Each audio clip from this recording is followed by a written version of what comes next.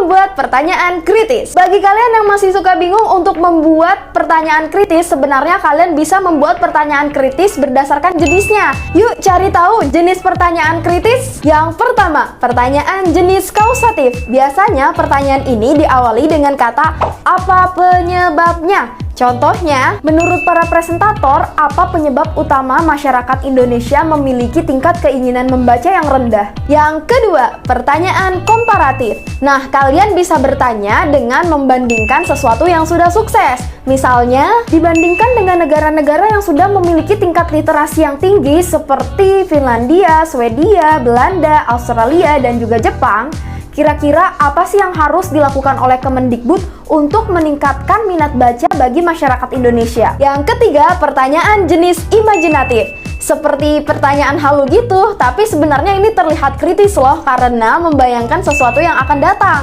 Contohnya, Indonesia berada di peringkat rendah dalam minat membaca di dunia. Jika Indonesia mengaplikasikan sebuah sistem membaca untuk meningkatkan minat membaca, menurut presentator, kira-kira apa sistem yang paling cocok diterapkan di Indonesia? Apakah sistem seperti di negara Finlandia, Swedia, Belanda, Australia, atau Jepang? Jenis pertanyaan terakhir adalah pertanyaan yang dikorelasikan dengan pengalaman kalian. Pertanyaan ini seperti pertanyaan eksklusif karena hanya kita yang mengalami, dan contohnya seperti ini. Rendahnya minat membaca di Indonesia bisa jadi dipengaruhi oleh kurangnya perhatian dari instansi pendidikan terhadap ruang baca seperti perpustakaan. Contohnya perpustakaan sekolah kita, yang bisa kita lihat bahwa buku yang ada di perpus itu terlihat usang dan cenderung tidak lengkap.